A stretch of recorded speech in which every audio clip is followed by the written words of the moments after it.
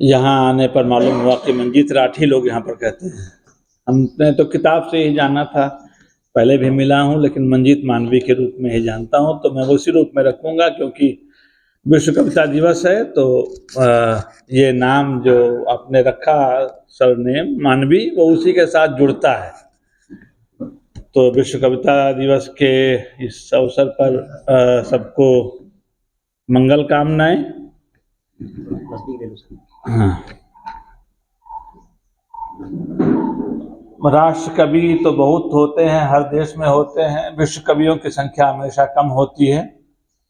किसी किसी को कहा जाता है, लेकिन ऐसे कोई तय करके नहीं रखते। जैसे अजय चरणगुप्त को कह दिया राष्ट्र कवि महात्मा गांधी ने, तो वो उस रूप में है। लेकिन इसके लिए क्या है, विश्व कवि के लिए, तो उसके लिए हम टैगोर की तरफ देखते हैं। भारत में अगर कोई विश्व कवि है तो रविन्द्रनाथ टैगोर। इसी तरह से अलग अलग देशों के लोग दावा करते होंगे कि उनके यहाँ के फलां कवि विश्व कवि हैं। नोबेल प्राइज भी हो सकता है, इसका एक क्राइटेरिया हो, हम नहीं जानते। लेकिन जो विश्व कविता है वो तो है। कविता क्या है, निबंध में उलझे हिंदी के बड़े आलोचक थे और बहुत वस्तुनिष्ठ आलोचना उन्होंने लिखी है। अपने पूर्वाग्रहों को भी, अपने बायसेज को भी उन्होंने खुलकर लिखा है। आचार्य रामचंद्र शुक्ल ने, उनको आप पकड़ सकते हैं। जो जिस प्रपंच की बात बता रही थी, कर रही थी, भाषा तो प्रपंच रचती ही है और कविता में सबसे अधिक प्रपंच होता है। आप समझ नहीं सकते कि कवि है क्या और कह क्या रहा है ना। तो वो चीज है, लेकिन ऐसा भी नहीं है। लोक और काल, ये दो ऐसे कहें कि ऐसे बटखरे हैं, ऐसे मापक हैं जो अंततः हकीकत को सामने ले ही आते हैं, समझ लेते हैं। लोग उस वक्त कहे भले ना, लेकिन समझता तो है कि कवि के कहे में और उसके कृत्य में क्या फाक, किस तरह का अंतर है। तो आचार्य शुक्ल उससे जूझे, कविता क्या है, और वहां तक भी पहुंचे जिसको हम विश्व कविता कहते हैं। पहली बार लिखा, अच्छा निबंध था, संतोष नहीं हुआ। दूसरी बार लिखा, वो भी सराहा गया उसी निबंध को, तब भी उनको संतोष नहीं हुआ। तीसरी बार लिखा, जो हमारे सामने है, तीसरा ड्राफ्ट है, संतोष नहीं हुआ। संतोष हो नहीं सकता। कविता को कितनी बार आप समझने की कोशिश करें, कुछ ना कुछ हिस्सा छूट जाता है। कोई कुछ ना कुछ हिस्सा बाद में समय अनफोल्ड करता है, समय उसको खोलता है। इसलिए अंतिम चीज कुछ आती नहीं है। जिन लोगों ने विचार किया भारतीय संस्कृति पर, उन्होंने कहा कि इस संस्कृति की दो विशेषताएं हैं। पहली विशेषता यह है कि ये कविता केंद्रित है, स्क्रिप्चर केंद्रित नहीं है, धर्म ग्रंथ केंद्रित नहीं है। बहुत से लोग, वेदों में ऐसा कहा गया है, पूछिए क्या कहा गया है, कहाँ कहा गया है, तो नहीं बता सकते। कभी आपने देखा है सामवेद? नहीं, सुना तो है। कभी आपने अथर्ववेद का देखा है, इसमें कितने मंडल हैं? नहीं, किसी को नहीं पता है क्या है। तो वो है नहीं असल में हमारे मतलब उल्लेख के लिए तो आप कह देते हैं, लेकिन वो हमारे पहुंच के भीतर की किताब नहीं है। संस्कृति उससे बनी नहीं है। संस्कृति बनी है महाकाव्यों से, जिसको हम दो आर्ष, मंगत राम जी हैं सामने, और उनके सामने मैं संस्कृत का क्या वो करूं, मैं उसमें उस इलाके में जाना, उससे घबराऊंगा। मैंने इसलिए पूछ लिया आते आते कि आप शास्त्री हैं, तो क्या जो वंशानुगत शास्त्री हैं वो वाले हैं? पिताजी ने शास्त्री लगाया था, दादाजी ने लगाया था, तो लगा लिया। उन्होंने अर्जित किया है, इन्होंने बताया अर्जित किया है। तो जो अर्जित करके होता है ना, उससे उसके सामने आप बहुत ज्ञान नहीं बखाड़ सकते। वंशानुगत के सामने तो कुछ भी कहें, वो अर्जित किया।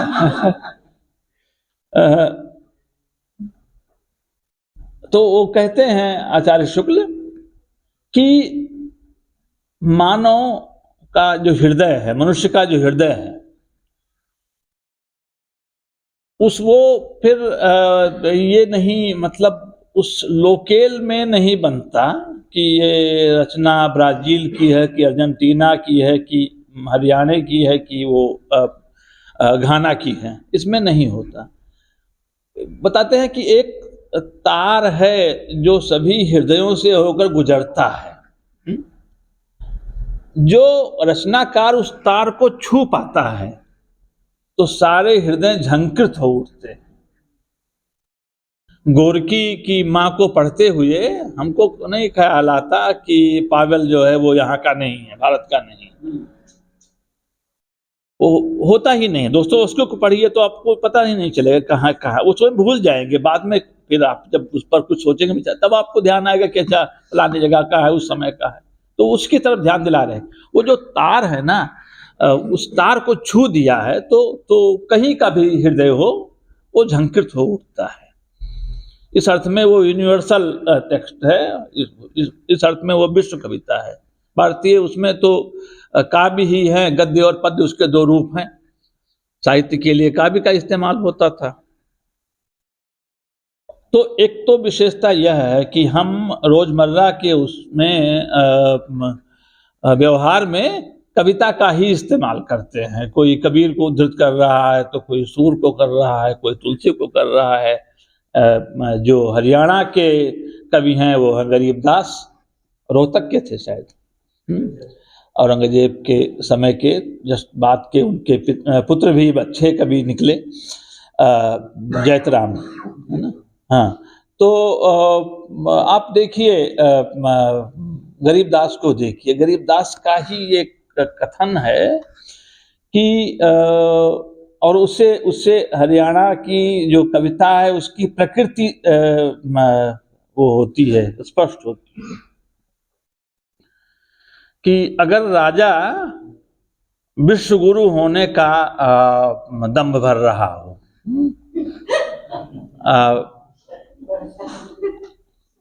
आलमगीर कहते थे ना औरंगजेब अपने को,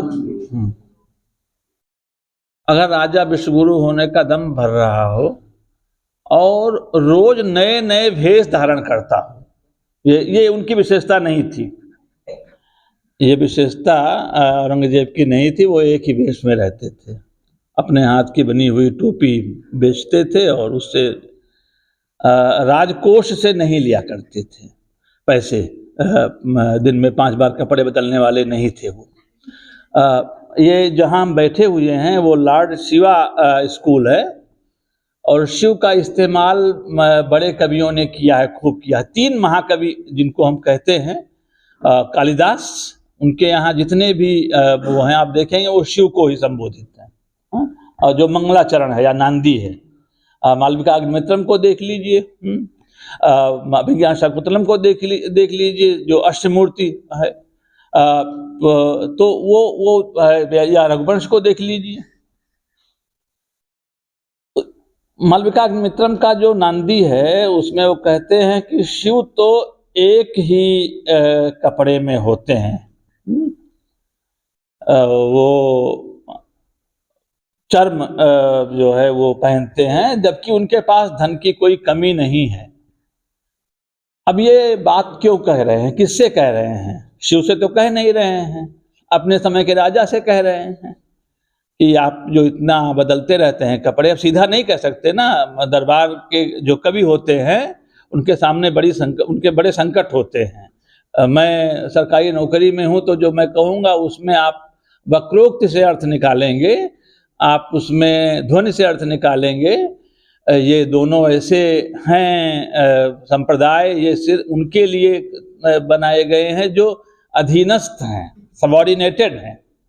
बाकी अलंकार, रस और रीति ये सब तो सबके लिए हैं, लेकिन ध्वनि और वक्रोक्ति अधीनस्थों के लिए बनाए गए सिद्धांत हैं, काव्य सिद्धांत।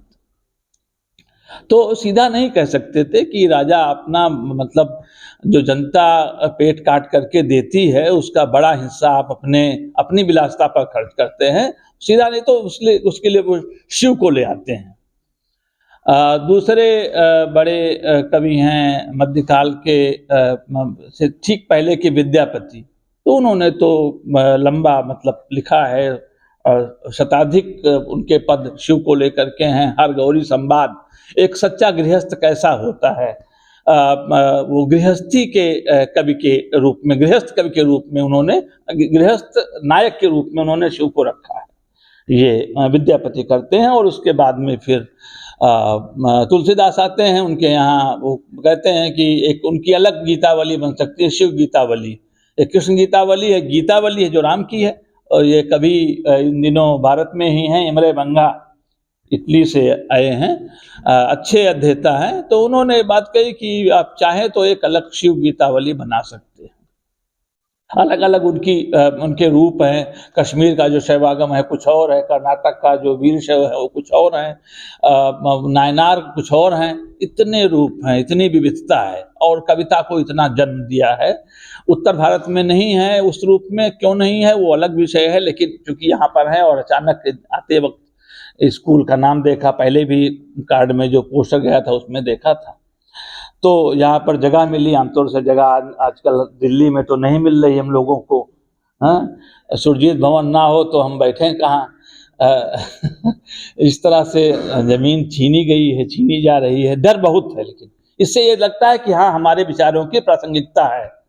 अगर ना हो तो फिर आप पहुंच जाइए संसद के सामने, आप कार्यक्रम कीजिए। भाई भजन कीर्तन होता है, उनसे कोई डर थोड़ो है, भजन कीर्तन वालों से कोई डर नहीं।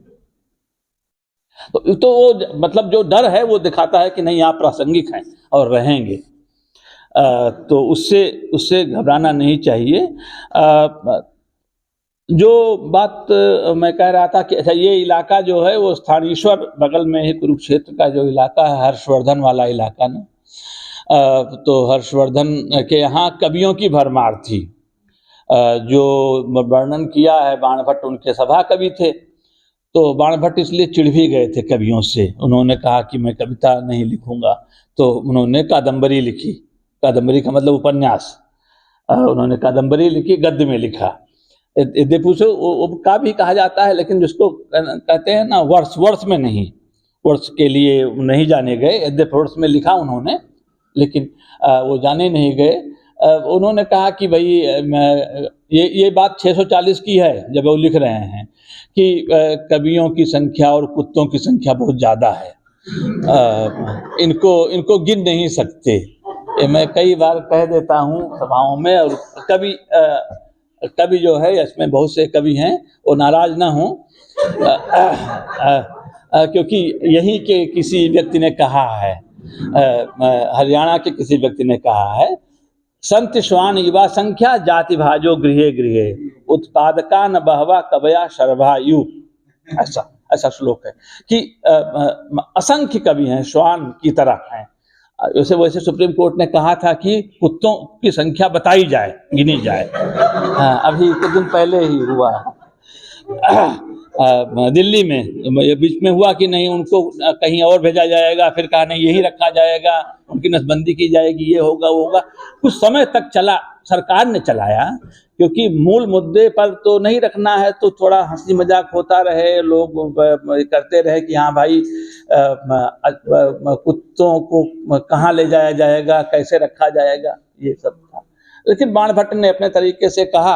असल में वो जो सभा होती थी, कवियों की सभा होती थी, कवि दरबार बोलते हैं ना पंजाब में, जो कवि दरबार होता था उसमें पर्चियां इतनी अधिक आती थी कि उससे वो बावड़ा हो जाते थे, मतलब पगला जाते थे।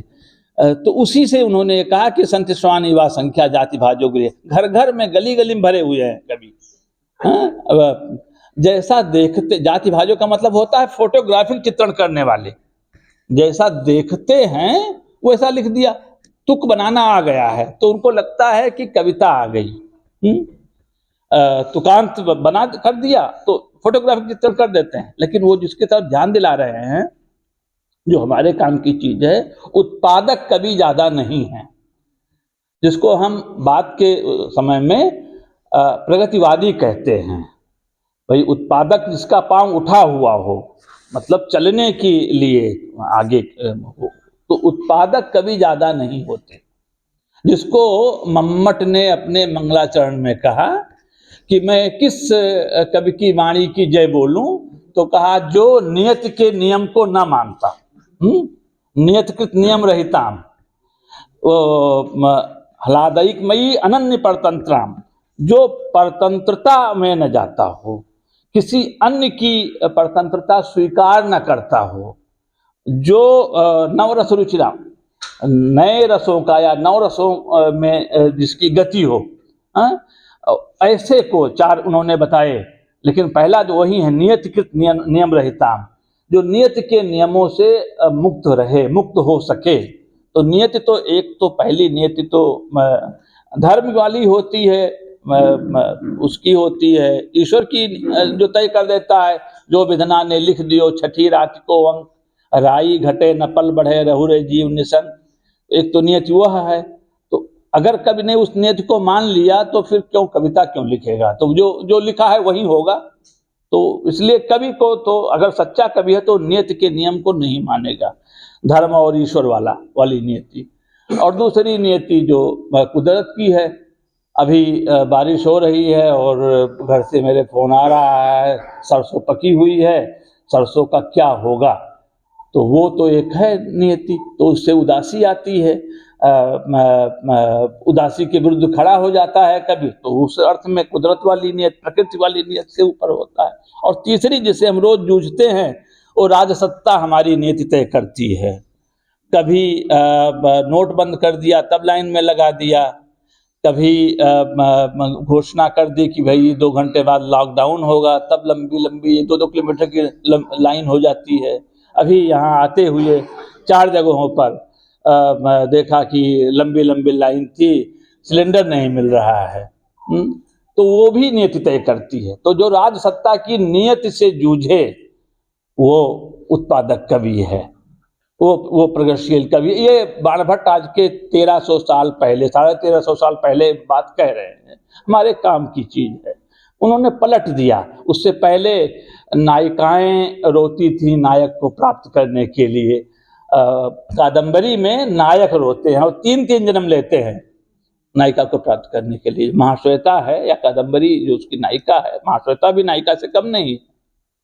2-2 नायिकाएं आमतौर से एक टेक्स्ट में होती नहीं है, लेकिन एक नया प्रयोग कर रहे हैं ना। उत्पादक इसी अर्थ में नई यथास्मे रोचते विश्वम तथेदम परिवर्तते, जैसी दुनिया वो सोचता है वैसी बना सकता है।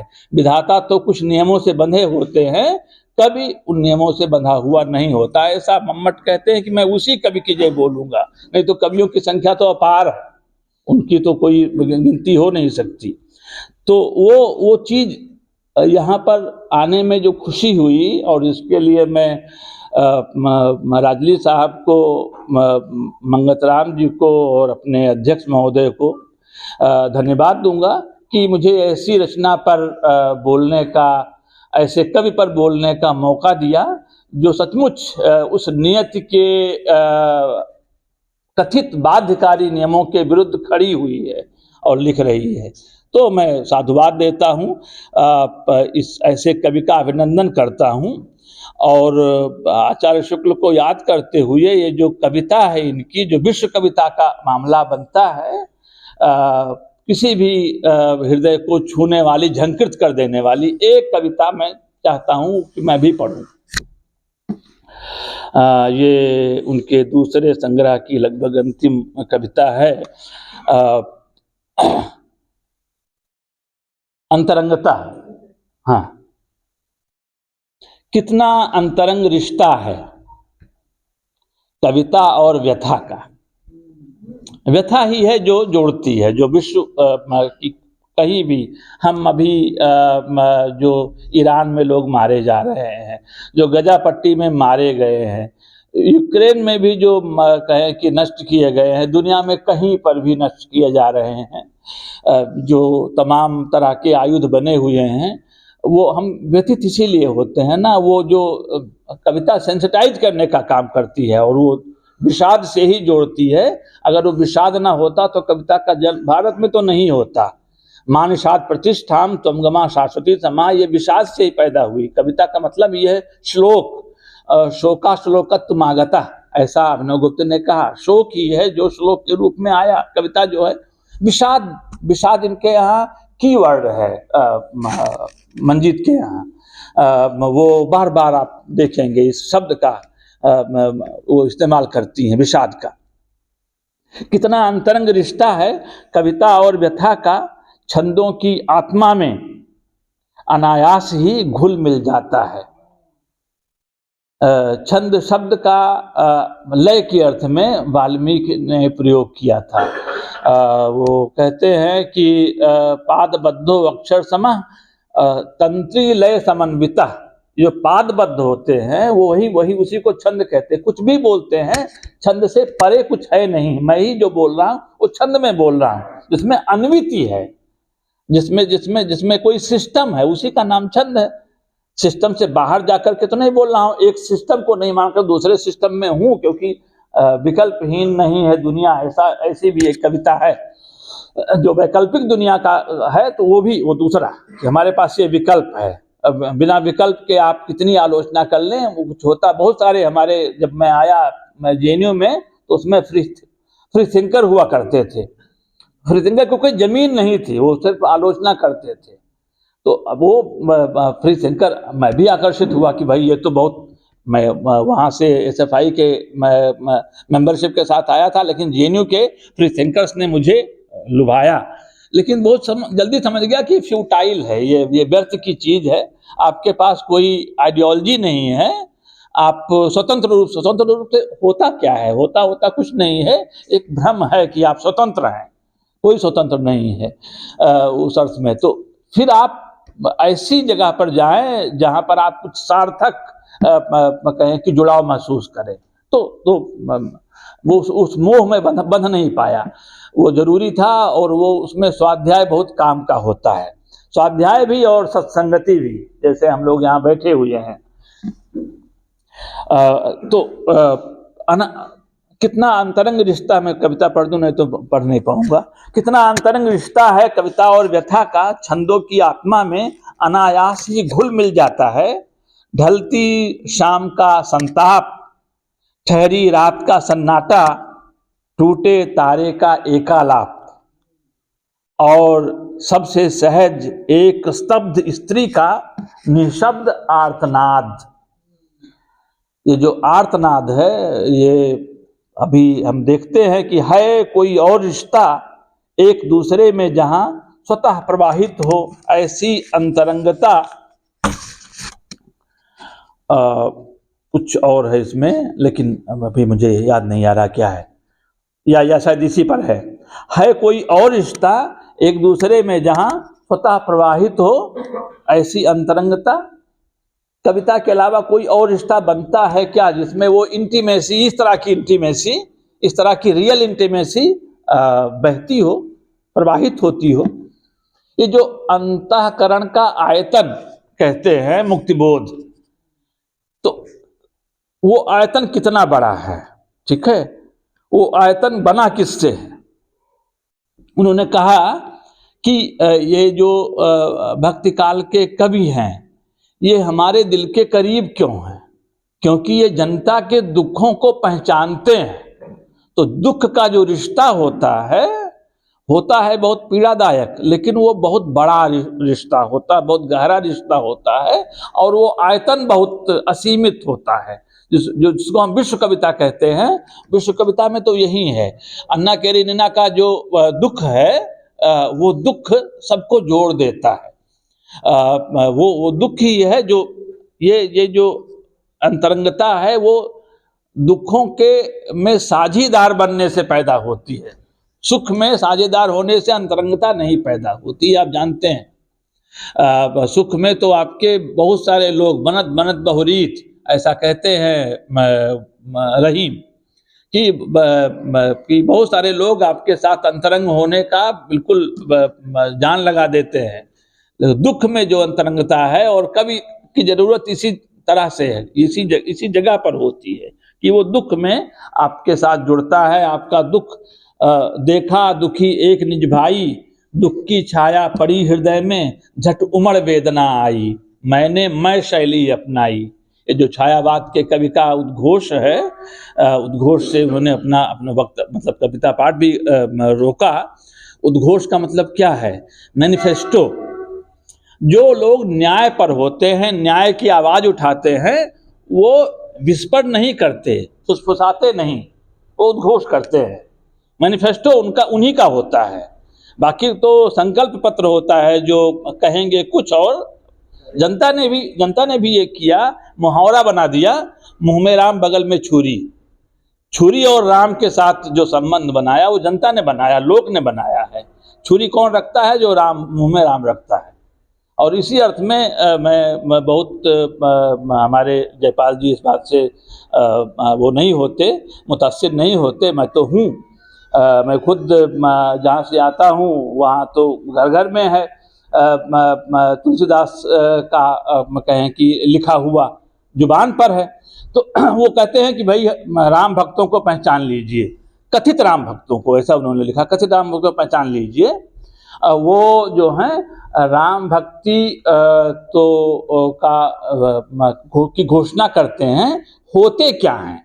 तो उन्होंने कहा होते वो हैं वंचक। वंचक का मतलब ठग, वंचक का मतलब धूर्त, वंचक का मतलब ठग लेने वाला, ठग होते हैं। वंचक भगत कहाए राम के, किंकर कंचन कोह काम के। वो भक्त है, ऐसा नहीं कि भक्त नहीं, भक्त हैं, राम के भक्त नहीं हैं। राम का तो सिर्फ वो चोला, वो जो जो जो एक खास तरह का लिखा हुआ वस्त्र ओढ़ते हैं, अंदर जो हैं वो भक्त हैं कंचन, पहला धन संपदा के। आप देखिए रेलवे ने निकाला ये मतलब गर्व के साथ कौन घोषणा कर सकता है कि हमने बच्चों को कहे कि टिकट पे जो छूट होती थी उसे खत्म करके इतना कमाया है, हैं? जो बुजुर्गों को छूट मिलती थी उसे खत्म करके इतना कमाया है। ये कोई गर्व करने की बात है? तो शर्म करने की बात थी। 5 साल के बच्चों तक तो कुछ नहीं लगता था। आपको सीट लेनी है तो उसके लिए पूरा पेमेंट अभी करना होगा। 11 साल तक कुछ नहीं आधा लगता था, आपको अभी पूरा देना है, कुछ नहीं है। उसके लिए इतना कमाया। यहाँ तक कि ये जो कोरोना के टाइम पर हम कंगाल हो गए थे, उस समय बैंक में नियम आया कि 5,000 से कम अगर आपके अकाउंट में है तो हर महीने कटेगा 300 रुपया। उसमें कितना कमा लिया? करोड़ों कमा लिया। ये जिसको कहते हैं ना कि रावण ने कहा कि नहीं टैक्स की वसूली होगी, हो अब जिनके पास नहीं है वो क्या करें? तो कहा आप खून ही दे दीजिए। तो ये खून लेना हुआ। जो 5,000 रुपये मेंटेन नहीं कर सकता अपने अकाउंट में, उससे आप ले रहे हैं पैसे, और जो 5,000 से ऊपर उसको आप दे रहे हैं, ब्याज दे रहे हैं। तो खून वसूलना हुआ, उसी अर्थ में ये इसको आप देखें। तो ये जो एक स्तब्ध स्त्री का, इस पर मैं रुका और मुझे लगा कि ये शायद ये स्तब्धता जुड़ी हुई है एपिस्टीन फाइल से। जो पहली कविता आपकी थी, इसी अर्थ में कवि आगम जानी होता है। पहली कविता आपकी आपने सुनाई जब कोई दस्तक देता है तो उसमें कि भेड़ियों की संख्या बढ़ती जा रही है, उसके अंत में आता नहीं है भेड़ियों की संख्या बढ़ती जा रही है, बेटियों पर जो कविता है। हाँ, पहली कविता आपकी जो है, तो भेड़ियों की संख्या कितनी बढ़ी, सोचिए। फिस्टीन फाइल अभी तो थोड़े से कहें कुछ लाख पढ़ने आए हैं, 30-35 लाख पढ़ने अभी बाकी हैं। कितने भेड़िए हैं, कहाँ तक भेड़िए हैं, भारत में कितनी फिस्टीन फाइल है। कल ही एक फाइल खुल गई, 58 या 59 जो है वीडियो आए। महाराष्ट्र के एक कोई स्वामी जी हैं, वो समस्याओं का हल करते थे और महिलाओं को के साथ जो करते थे उसका वीडियो बनाते थे, जैसा कि जेफरी एपस्टीन यही करता था। जैसा कि यही हरियाणा के ही एक दूसरे जेफरी एपस्टीन हैं, जैसे कि थोड़े आगे 2 कदम चले जाइए, वहाँ के एक जेफरी, भरे हुए हैं जेफरी एपस्टीन। ठीक है, ये जो स्तब्धता है वही है। इसके लिए आप क्षोभ तो है, लेकिन क्षोभ को शब्द देने का कोई वही सूझता ही नहीं। किस शब्द से, किन किन किन किन कहें कि वाक्यों से आप इस गुस्से को व्यक्त करेंगे कि वो 7 साल की बच्ची और 60 साल का बूढ़ा जो कर रहा है उसके बाद में उसको काट कर खा भी रहा है। यहाँ पर भाषा जो है साथ नहीं देती है। वो निशब्दता जो आप कहती हैं, वो निशब्दता वही उसी को कहते हैं कि आप निशब्द हो जाते हैं, कहना चाहते हैं लेकिन कह नहीं सकते, क्योंकि क्रूरता का ये जो स्तर है जहाँ तक पहुंची हुई है, वो क्रूरता वो अभी वो शब्दों से बाहर की चीज है। उसको शब्दों में व्यक्त करना मुश्किल है, असंभव सा लगता है।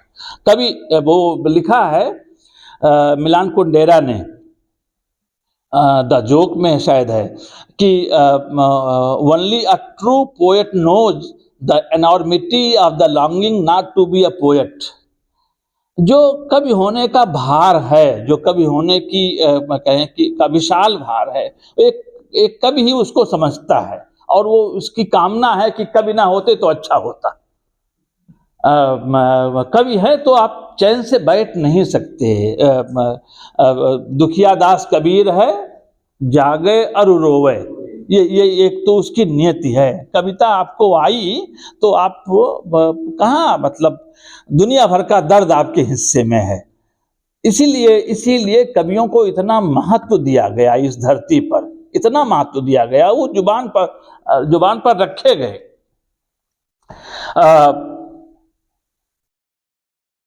प्रज्वल रेवन्ना जिनके साथ हमारे प्रधानमंत्री की बड़ी मतलब खुशनुमा तस्वीरें हैं, वीडियो हैं, 3000 के आसपास उनके भी वीडियो हैं। जो घरेलू जो रसोई में काम करने वाली महिलाएं आती थी वो उन तक के साथ क्या कौन ये विकृति जो है, ये परवर्जन का कोई और छोर नहीं है। लेकिन वही है कि मतलब कभी तो उससे जूझेगा ही, वो तो ये नहीं माने, तो नियत मानकर तो छोड़ेगा नहीं। तो ये जो आज की तारीख में विश्व कविता का मतलब यही है, ये जो बड़े पैमाने पर महिलाओं के विरुद्ध हिंसा है, और महिलाओं के विरुद्ध हिंसा कहने पर हम उसको छोटा करते हैं। जो मानवता के विरुद्ध हिंसा, जो प्रकृति के विरुद्ध हिंसा है, उस हिंसा को अपनी कविता का विषय बनाना, उसको बना पाना ही बहुत ही तकलीफदेह है। प्रेम पर कविताएं कम हैं, लेकिन ऐसा नहीं कि नहीं है। वो जो चाहत है, उस अकेलेपन से मुक्ति की चाहत है, वो जो अंतरंगता स्थापित करने की मंशा है, उसकी अकुलाहट है, वो दिखती है। कई कविताएं हैं जो बहुत अच्छी प्रेम कविताएं हैं, मैं उस पर नहीं जाऊंगा। सिर्फ ये कहूंगा आपसे कि उनका दूसरा संग्रह, खास तौर से दूसरा और तीसरे में भी थोड़ा है, उसको जरूर पढ़िए। पहला संग्रह मुझे अभी मिला है, इसलिए मैं उसके बारे में बहुत तो नहीं करूंगा। जो मेरी दिक्कतें हैं जो मैं बाद में कहूंगा, उसमें भी ये चीज आती है, तो 2 ही संग्रहों के आधार पर। निर्भया को मतलब वो इतनी बार वो रिपीट हुई है निर्भया ना। निर्भया के बाद की दुनिया तो और भी खूंखार है। इस रूप में मारी गई हमारे उत्तर प्रदेश में हाथरस में एक कहें कि गुरु जी के चरणों की धूल लेने के लिए 2023 में, है ना, 23 में, हाँ 23 में चरणों की धूल लेने के लिए 120 महिलाएं मार दी गई। और उसमें से ज्यादातर दलित महिलाएं थी। और कोई हमारे दिल्ली में निर्भया के होने पर तो ये था कि दिल्ली में तो भीड़ एकदम से उमड़ पड़ी थी, इंडिया गेट भर गया था, लेकिन 120-22 महिलाओं के मारे जाने पर कोई बाहर नहीं निकला। ये न्यू नॉर्मल है, ये समय जो है न्यू नॉर्मल का है। तो ये न्यू नॉर्मल है, बहुत ही थकाऊ है, बहुत ही निराश उदास करने वाला है, हतोत्साहित करने वाला है न्यू नॉर्मल। प्रेम का जो स्वरूप पितृसत्ता ने रचा है, उस स्वरूप पर बहुत सटीक समझ रखती हैं मंजीत। उस प्रेम के पितृसत्तात्मक संरचना को बहुत मतलब बड़ी बेदर्दी से उसको उखाड़ती हैं, और उस परिवार को जो एक तरफ झुका हुआ है, जहां पर सारी ताकत पुरुषों के हाथ में है, निर्णय लेने की सारी क्षमता पुरुषों के हाथ में है, उस परिवार को लेकर के, जो परिवार के ढांचे को लेकर के जो प्रश्न करती हैं अपनी कविताओं में, वो जो उसमें पसरी हुई खामोशी है, स्त्री की खामोशी, वो बहुत काम की चीज है। इस परिवार की पुनर्रचना होनी चाहिए, इस परिवार का विघटन पहले होना चाहिए, पुनर्रचना बाद में होगी। ये विघटन को की मांग करने वाली, क्योंकि ये परिवार का जो ये वर्तमान स्वरूप है वो तो अन्यायपूर्ण है, और न्याय को तो तोड़ना जरूरी है, न्याय बाद में होता रहेगा। 1869 में जब कल्चर एंड एनार्की नाम की किताब लिखी, विक्टोरियन कहें कि ब्रिटिश समाज से थोड़े नाराज थे मैथ्यू आर्नल्ड, परेशान थे, और उन्होंने कहा कि ये समाज खत्म होगा, ये संस्कृति खत्म होगी, और जो नई संस्कृति आएगी उसमें पोएट्री की बड़ी महत्ता रहेगी। और उन्होंने कहा कि भाई किसी कवि को पढ़ते हैं तो कैसे उसका करेंगे मूल्यांकन। उसका मूल्यांकन करने के लिए उन्होंने कहा 3 तरीके हैं। एक तो पर्सनल एस्टिमेशन है, एस्टिमेट करना यानी मूल्यांकन करना, तो एस्टिमेट करना वो उन्हीं का शब्द है, बाद में तो इवेल्युएट करना तो और शब्द एग्जामिन करना, ये सब आ गए, लेकिन कल्चर एंड एनार्की में एस्टिमेशन शब्द आया है। तो कहा कि एक तो पहला है पर्सनल एस्टिमेशन, कि आपको कौन सा अच्छा लगता है। जैसे मुझे बूंद के जो बिंब होते हैं बहुत अच्छे लगते हैं, तो जहां पर भी मैं वो बिंब देखूंगा, हाँ ये सबसे अच्छी कविता है, ठीक है, ये पर्सनल एस्टिमेशन है। मुझे जो है वो समुद्र की छवियां बहुत आकर्षित करती हैं बतौर आलोचक, बतौर पाठक, तो मैं वो खोजूंगा। भाई मंजीत मानवी बहुत अच्छा लिखती हैं, लेकिन लिखती होंगी किसी और के लिए, उन्होंने कोई समुद्र का कोई चित्र दिया ही नहीं है,